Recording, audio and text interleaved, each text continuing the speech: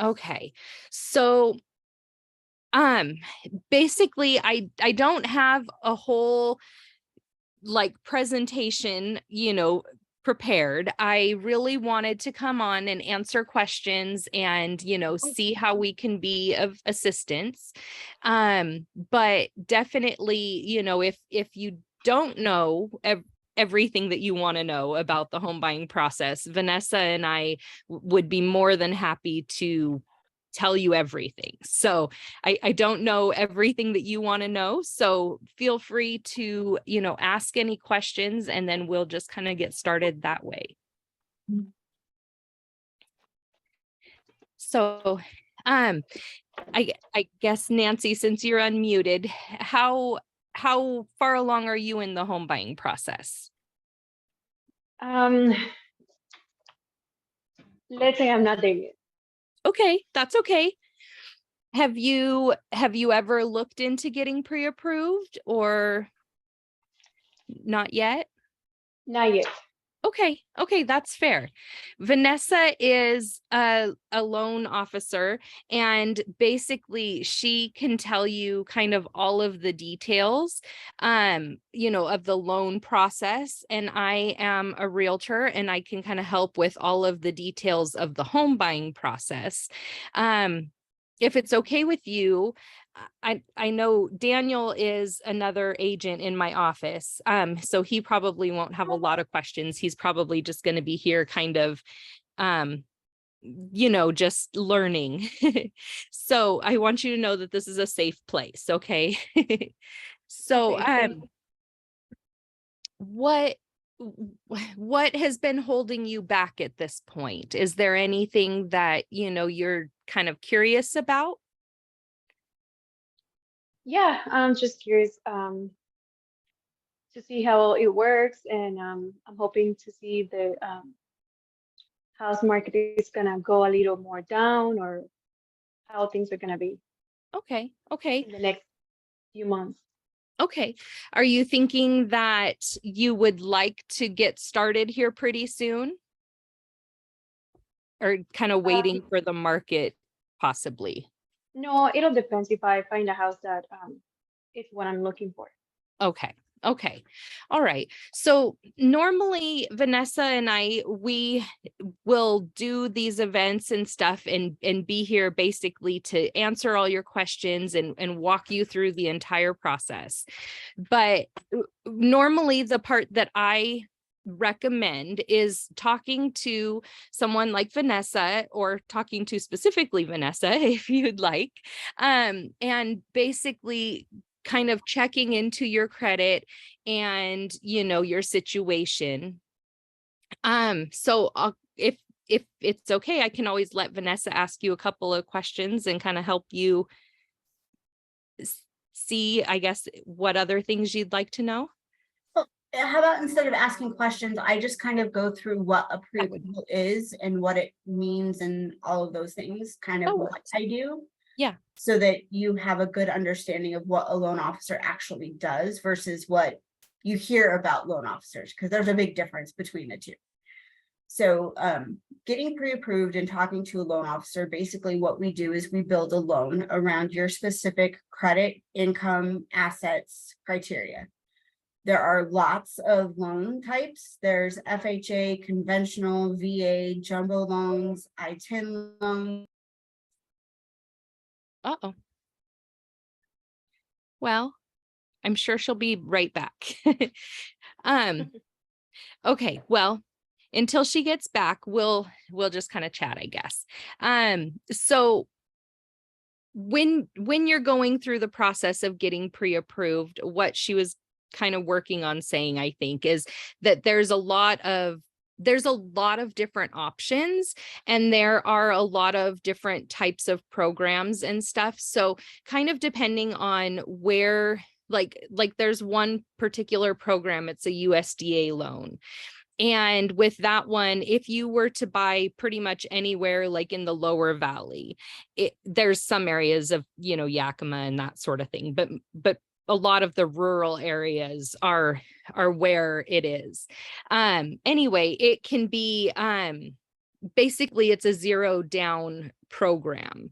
And so there's like income limits, that sort of thing, like just to, like, you can't make too much money in order to get the zero down. If you make a lot, they're like, oh, you know, you might want to look at a different program.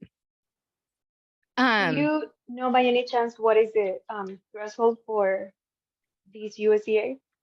I wish I did. Vanessa's my go-to on this. Okay, it's Oh, fine. give me 1 second. She says that her computer died, so she just needs me to send her the link again. Okay, give me just 1 second. All right. Oh no, now it's not pasting.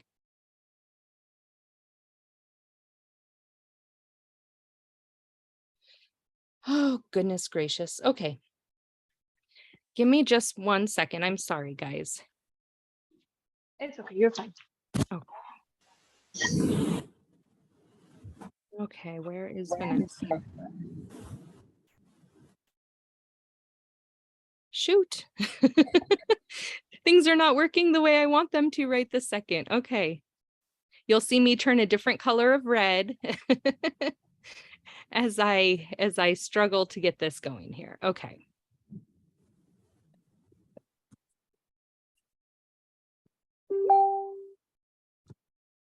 Okay, there we go. I sent her that, so she should be getting back on. Okay. There we go. Okay. So anyway, there are a lot of different programs that are available, and each of them would kind of be dependent on what your situation is. So there may be like a lot of people go FHA the first time because it's only a 3.5% down payment, but you can have a lower credit score. That sort of thing. So different down payments on the different programs, different criteria basically. But with like FHA and conventional loans, you can actually get down payment assistance.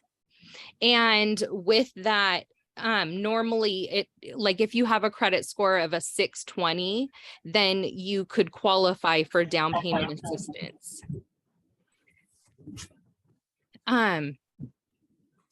Sorry, I am sorry, guys.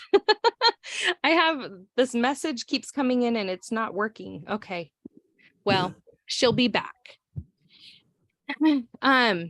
What other questions can I answer? I'm sorry.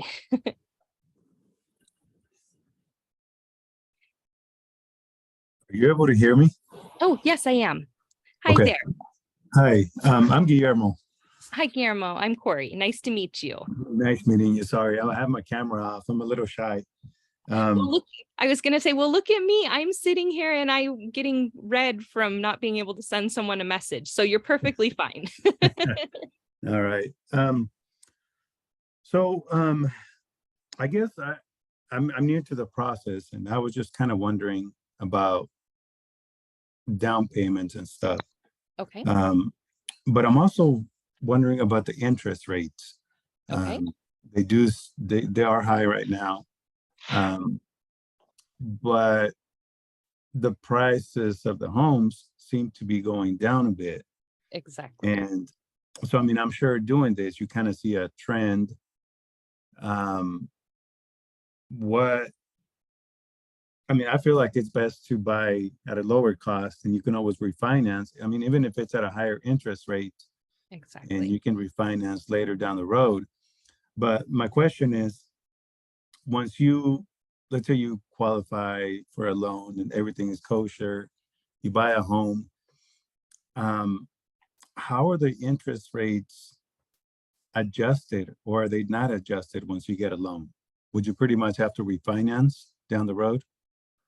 So yes, well, I'm going to let Vanessa answer that. I think she heard most of it, but Vanessa is my loan go-to lady. She's got all the answers. But essentially, yes, you would, if you don't have an adjustable rate mortgage, which I mean, I don't know how popular they are right now, but if you have a fixed rate mortgage, you would have to refinance later in order to get a different interest rate. Gotcha. Okay. Does that, sorry, Vanessa, go ahead. That's correct. Okay. So the only loans that adjust during the term period of the loan are adjustable rate mortgages after their fixed period. And adjustable rate mortgages are either 3, 5, 7, or 10 year. So they're fixed for 3 years, 5 years, 7 years, or 10 years before they adjust. And they can have much lower interest rates than fixed rate mortgages, but you're at risk of adjustments of things going up. Part of the difference between the old adjustable rate mortgages and what is available now is there are caps on adjustments. So you can't go from 5% to 10% in one adjustment. It's not allowed. And it's going to be based on the new principal balance. So if you're in a 10-year adjustable rate loan and at year 10, the interest rate goes up, you may not see any difference in your payment whatsoever, because you're going to be basing it on the new principal balance after 10 years of making a fixed rate payment. Okay. And Okay. then with those as well, they don't always adjust up. So if interest rates have gotten better, they can adjust down. That's really Okay. cool. Okay. Thank you. You're welcome. Nancy had a question. We were talking a little bit about USDA loans. And I kind of mentioned, that they're a 0 down.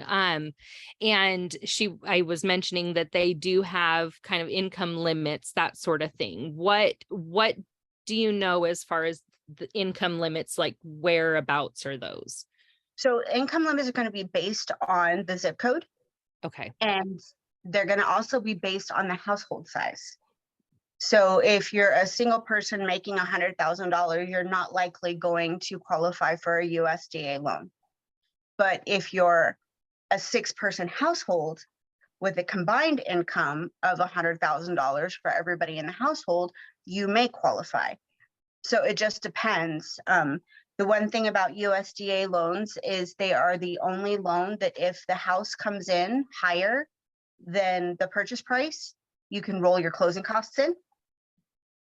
They have tighter credit profile restrictions than any other loan. They're actually one of the harder loans to get approved for, but they're one of the better loans to get because they don't have the as high of a mortgage insurance as FHA does. They don't require a down payment. And there is no set minimum credit score, but if you want your debt to income ratio to be over 43%, your credit score needs to be 640 or better. Okay, thank you. You're welcome. What, I guess I would love it if you could talk, Vanessa, and I know that you and I have obviously talked about this a million times, but what are kind of some of the things that someone should know? Like, these are the things you're going to need in order to get pre-approved, work history, credit scores. Okay.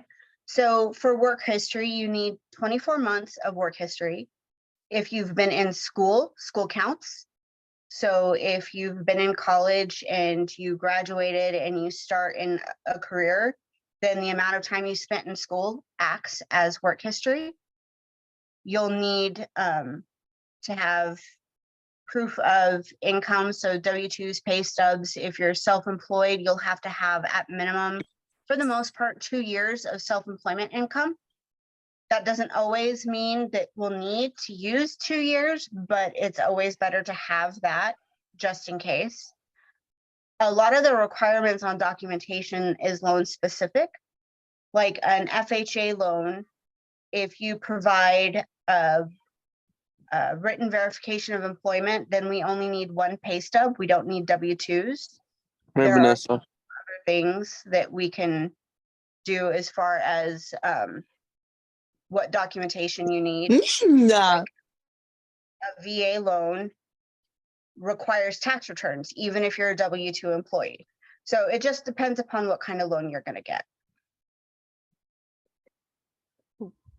Nancy, do you or Guillermo or Robert or anyone, I'm sorry, not singling anyone out, but do you guys have any specific questions? Is there anything you've heard and you're like, okay, I think, based on what I've heard, I want to know more about an FHA loan or, any of those kinds of questions? Yeah, so I have a Marvel- question actually. Okay. Okay. Oh, you can go, I guess. Yeah, thanks, sir. So I was on Dynasty 8. They've been doing these sales. Like, how do taxes work on apartment buildings? Okay. So like you're looking to buy an apartment building, you mean? Yeah. Okay. And you're kind of looking to have that be your first property that you're ever buying, or? Yeah. Yes, Okay. correct. Okay. Wait, through like Dynasty Executive? Are you talking about income taxes? Yes, like taxes overall, income tax, yeah, everything. Okay, so the way income tax works on a multi-unit property is you're going to pay taxes on your profits. Okay. So So- the way you structure your taxes whenever you have a multi-unit property is that you take and you can deduct your interest, your property taxes, your homeowner's insurance, any utilities you pay for the building, any maintenance, any upkeep, anything like that from your profit. So say you have somebody paying $1,000 a month rent and they're in the apartment for 12 months. So you're going to show that you collected $12,000 in rent. Then you're going to deduct your taxes, insurance, interest, and all of those things, and you only pay tax on the profit. And that also includes depreciation. Depreciation is an on-paper only deduction. So a lot of people don't end up paying any taxes whatsoever on investment property income.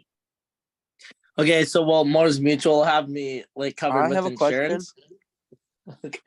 Okay, you go. You can go, sir. Okay, so, my request for a loan was denied. So now the house is under a fake name and a credit card. Sorry. Is it bad if I pay using fake name? Yes. Oh. So why was your loan denied? Cause my credit score. Okay. So how would you buy it under a different name? Or are you talking Um, about a rental? My uncle. Oh, okay.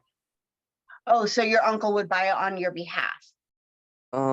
Yeah, kind of, but I have to pay. Okay, so it's highly illegal. And it's called a straw buyer. So you're having somebody purchase the property Call the on your behalf cops. because you don't qualify. So the better thing to do would be to work with somebody who will help you fix your credit so you can buy. Okay, are you gonna tell on me? No, I don't know who you are. Okay, thank you. You're welcome. Okay.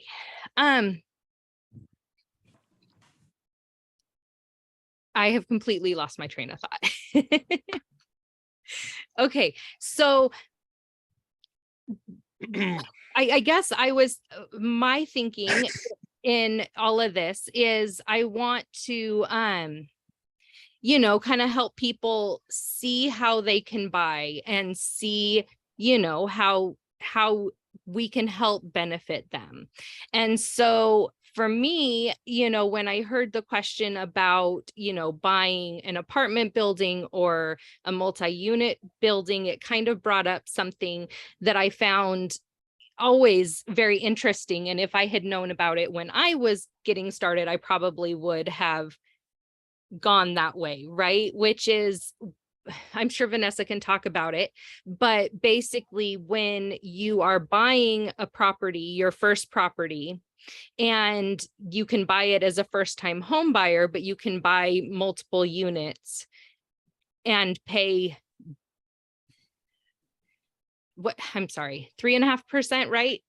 Yep. If it's an FHA loan. So you can go in as opposed to buying it as a second property where you may have to put 10 to 20% down, correct? On a multi-unit, it'd be 25% down or more. 25. Okay, okay. Okay, it's 10 if it's a single family in your second. There's potential there. Okay, okay. Wonderful. Okay, So it's So I have a called house question. hacking. okay. If that's okay. Yeah, Um, absolutely.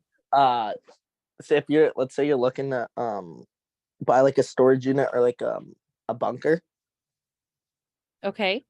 how do storage units work like with like rent and like the rental I guess process? like So that's commercial real estate and not Yeah. residential.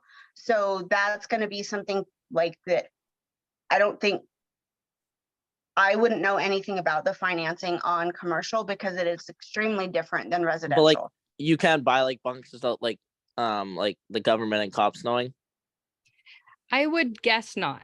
I would assume, well, you could probably buy them without the cops knowing, but they probably, my guess would be they probably know where those things are or have an idea. Oh, okay. I Okay. don't know those things. Okay. Thank you. Mm-hmm. Okay. I am trying to figure something out. Sorry, guys. Okay. Guillermo and Nancy, do you guys have any questions?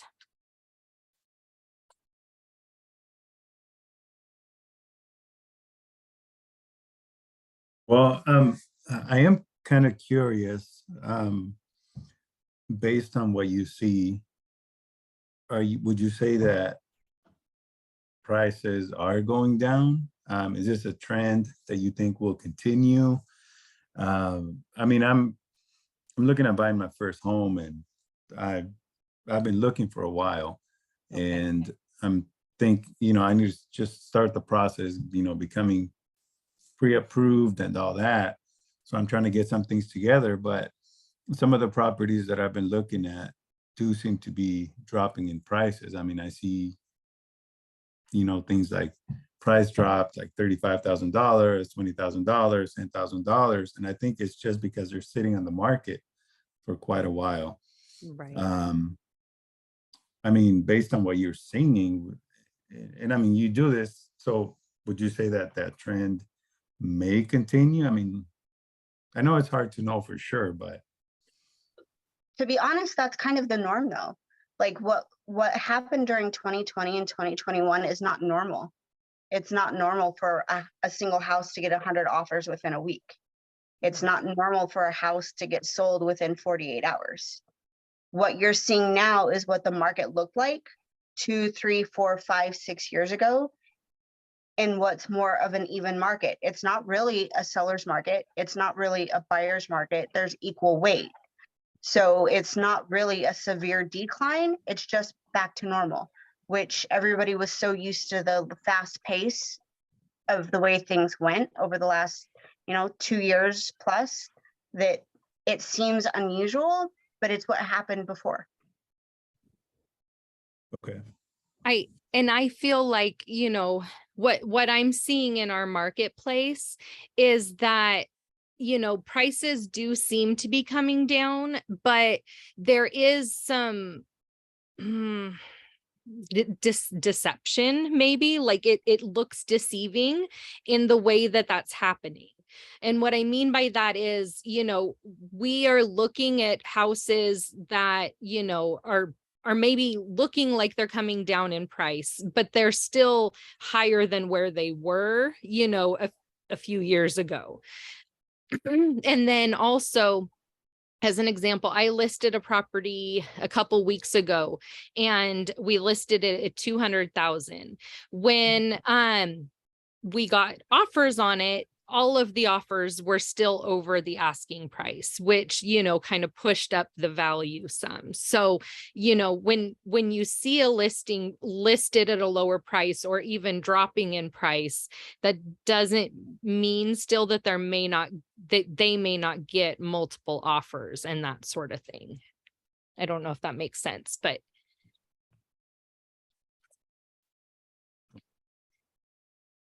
A Does good that- example, yeah, okay. a good example is Northern California. Northern California realtors will list a property for an enticing price to get people in the door. And then once they have people in the door, they set a date when offers are due. So all offers come in at the same time. Then because people know that all of the offers are coming in at the same time, it's going to push up the value. So it may look like the house is selling for less when it's listed, but in reality, it can be selling for $100,000 to $200,000 more in that market, where in other markets it'll sell for $5,000 to $6,000 to $10,000 more. Okay. And one thing that I kind of wanted to say, because we were talking a little bit earlier about, you know, the interest rates and that sort of thing, is, you know, what I've seen, I've been selling real estate now for this year's 21 years. And when I first got into real estate, I bought my first house and the interest rate was like 5.375. And today, you know, the interest rate is higher. However, it's still so very close to what it was then. You know, we had a dip, but it wasn't normal. I mean, it's not normal for us to have interest rates as low as they were. So it's kind of an evolution, I guess, you know, and so you can do things to reduce interest rates. And there are programs that we can look into that will help. Like Vanessa, I'm sure can talk about it as well. There are programs that you can basically have the seller help you buy down your interest rate for the first 2 years or the first 3 years to make it more manageable in the beginning. I've heard of that. How does that work exactly? So the seller pays your interest for you for the first 2 to 3 years of the loan. It's called a 2-1 buy down or a 3-2-1 buy down. And so if for a 3-2-1 buy down, the first year your interest rate is 3% lower. Then the second year it's 2% lower. Then the third year it's 1% lower. And then year 4 is the interest rate you qualify for at the beginning. The point of doing that and why they used to be very, very popular and then they went away because interest rates came down. So there was no need to do that kind of thing. The biggest benefit is that you don't lose any of the interest that the seller pays for you if you refinance. So say you're in a 3-2-1 buy down and next year interest rates get back in the 4s. You can refinance at that time and the interest that was prepaid for you gets given to you as a lender credit or as a credit towards your refinance or as a principal reduction, reducing the amount you owe on the home when you refinance. Okay. So like I have a client doing a 3-2-1 buy down right now. The interest rate he qualifies for is 7%, but he gets to start with a 4% interest rate for the first year, which makes a difference in his monthly payment of $600 a month. Which is pretty incredible. Mm-hmm. Okay.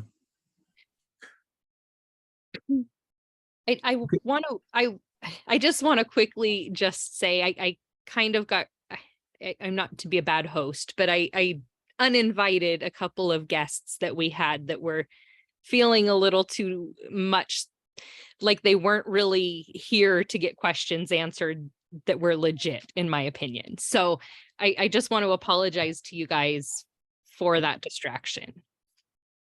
No, that's okay. I got the same feeling. Okay. Okay. Nancy, do you have any questions? No, I'm fine. Thank you. Okay. So one of the things that I really like to encourage people to do is to take the first step of getting pre-approved. If you're not sure what that's going to look like, a lot of times I'll have people tell me, you know, my credit's not that great right now, or I don't have a lot of money saved right now. Neither of those are, I mean, okay, yes, they can be big deals, but neither of those are huge big deals. Basically, what I like to do and what Vanessa likes to do is we like to sit down with people and take a look at their situation. If, let's say, your credit is, you know, really close to qualifying for, say, a down payment assistance program or something like that, that would be very beneficial to you, Vanessa will help you look at your credit and say, okay, do X, Y, and Z, and your credit score should go up in, generally speaking, a certain amount of time, right? I'll give you a timeline and everything and all the resources to actually accomplish it. And so then from there, you're not in a position of having that feeling of like, oh my gosh, this is so heavy, I have to figure this all out on my own, kind of thing. So we both work as resources to help you get to where you're trying to go. And so, like I said, the other obstacle that I see is the down payment situation. And if you don't have a really large down payment, sometimes that can be okay too, because there are down payment assistance programs that you can qualify for. With that, there's, I guess, as a thing to know, there are some other expenses. If you've heard of closing costs, that's kind of a big one. Normally it runs approximately, and you can correct me if I'm wrong, right? But 3% or so of the purchase price is what I've always figured. It depends upon the Right. program. Sometimes it's more. Okay. Some of the down payment assistance programs do cost more. Okay. Free money is never free. It's a stepping stone. So kind of what the goal is with down payment assistance is it's to get you into the house so that you don't have to worry about changes in the market. And then once you have the equity, refinance out of the down payment assistance loan into a traditional loan. And usually what I do is help people build up their credit within that time so that they can refinance if it's an FHA loan out of an FHA loan into conventional and drop the mortgage insurance as well.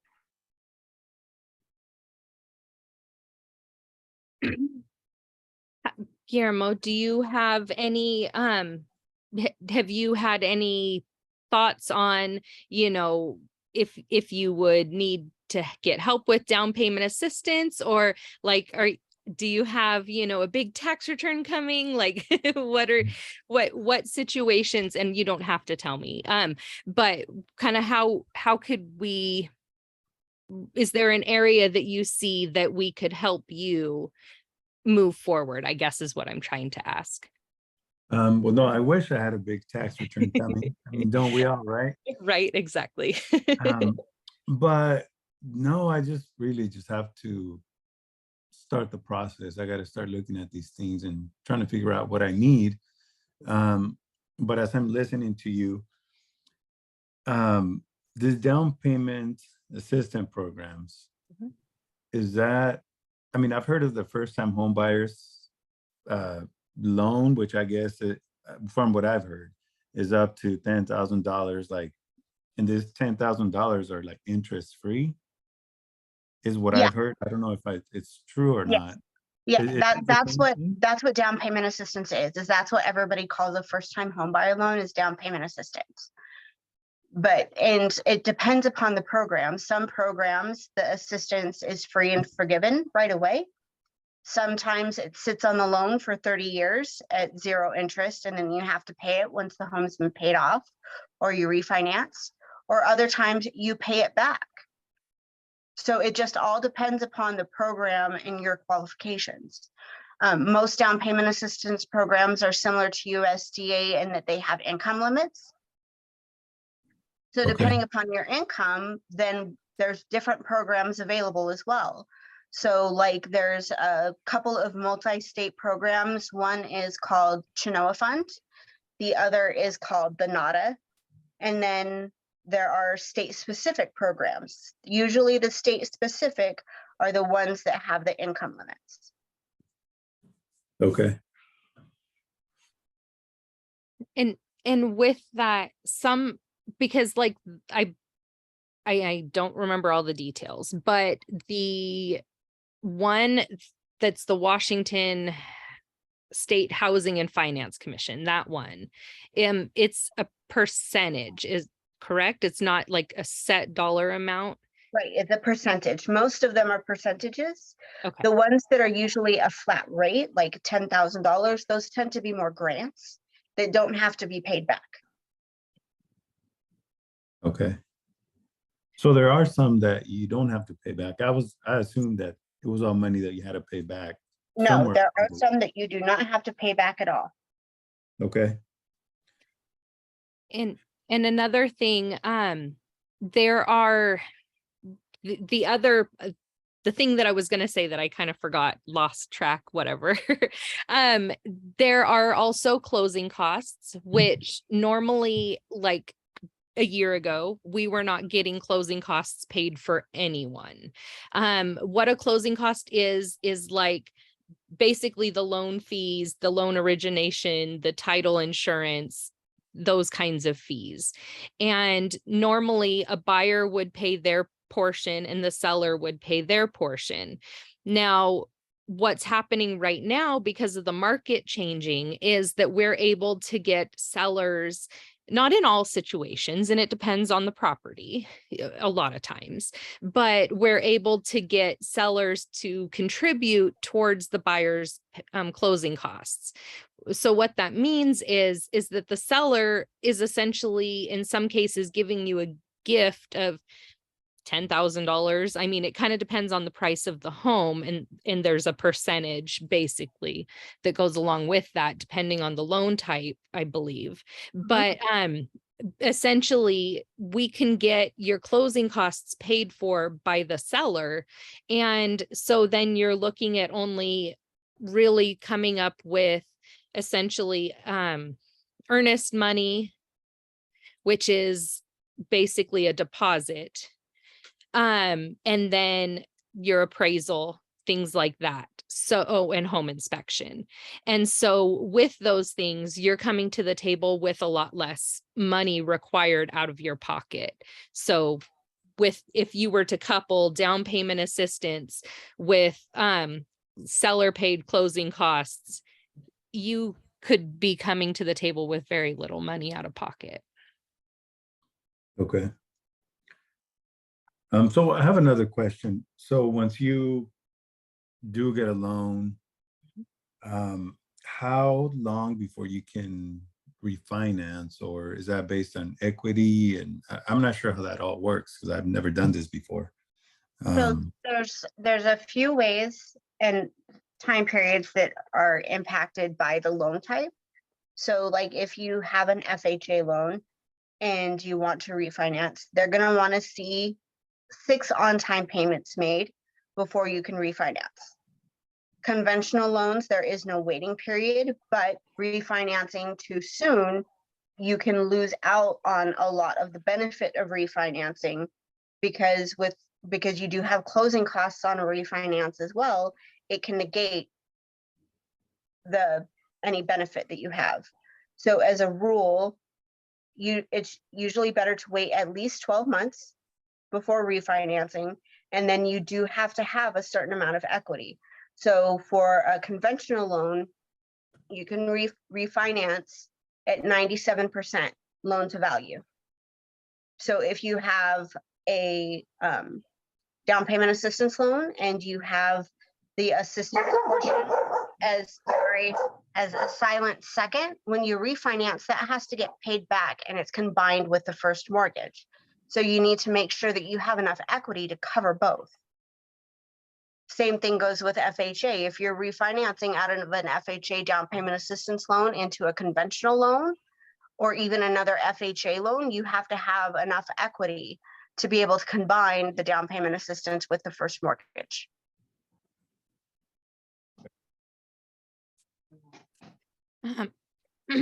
Is that helpful? It is, it is. I'm just kind of soaking it all in. Okay, good, good. I just want to make sure, you know, everything is landing. Yeah, no, and I'm also taking notes, so. Good. That's amazing. And you can always, because I'm linked on the Facebook invite, so you can always reach out to me if you have questions. Like, I'm a no pressure kind of person. I'll give you all the answers you need and you won't have to feel like I'm trying to get you to apply and work with me. Kind of my perspective on the home buying process, especially for first time home buyers, is you need somebody to advocate and educate you, because we do this daily, you don't. So you should have hundreds of questions. And your loan officer and realtor should not make you feel bad for having hundreds of questions, because that's what we're here to help you with. So I second that, except for if you're asking about illegal bunkers. yeah, Uh, Sorry. But and my phone is gonna die soon. I just Okay. got an alert. So I've okay, been busy today. I didn't charge my phone or my computer, so I'm a slacker. No worries, no worries.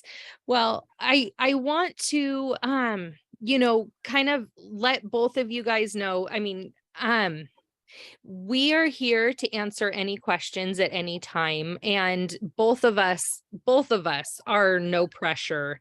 I don't believe in I don't believe in chasing people, if that makes sense.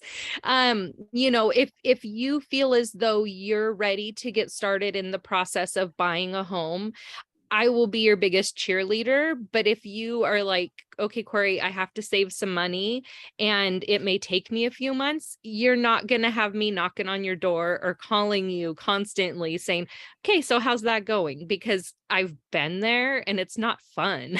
So that's not how we work. Basically, we're here to help and support and encourage you, and not make it like a, oh my God, that girl's calling me again. Okay, so Corey, you're a realtor, right? Correct. And Yes. Vanessa, you're a loan officer? I am. Okay, okay, got it. Yes. Okay, Oh. so I do have one more question, if I may. Absolutely. So sorry, I don't mean to hijack the meeting, but like I said, I have a lot of questions. That's what we're here for.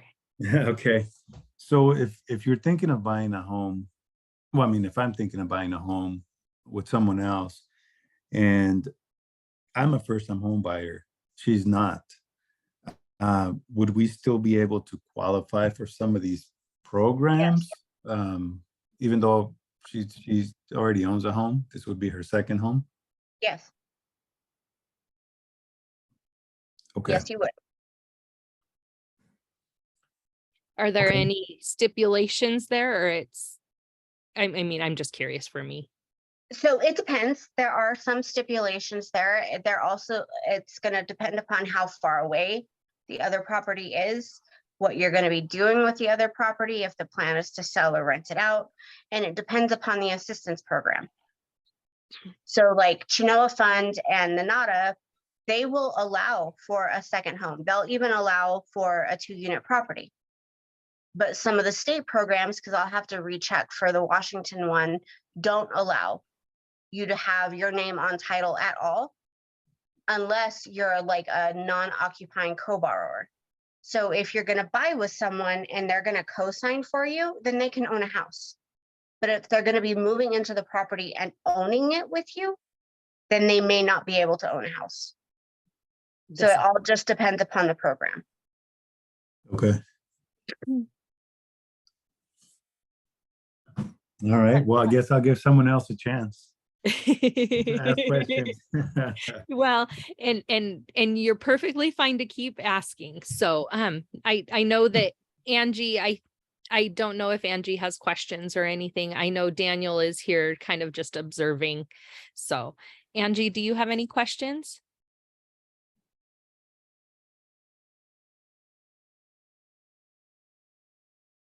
Okay, I'm gonna say not. Okay, and Nancy, how about you? Not as of now, thanks. Okay, no worries. Is there anything that you guys have, come up with as far as the home buying side of things that you're curious how, the process works or, any of that stuff? Honestly, the first step is getting pre-approved. So normally that is what most of the questions seem to be around, but I'm happy to answer and other questions too.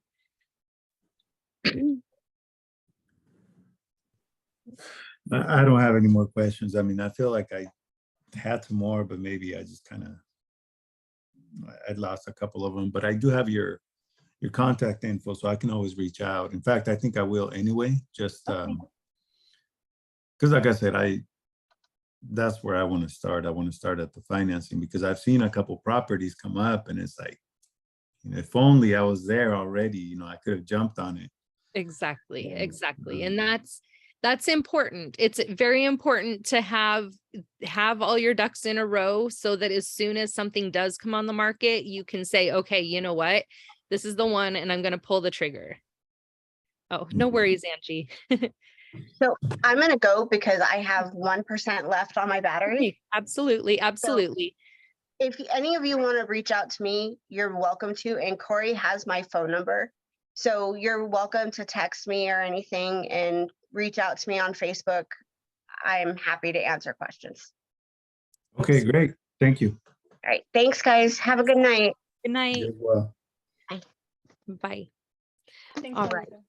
Well, I, like Vanessa said, I'm also, available, and anytime that there's something that you're like, okay, I don't know if I even need to know the answer to this question, but I have it. So I want to ask someone. I am here and I'm more than willing to answer questions.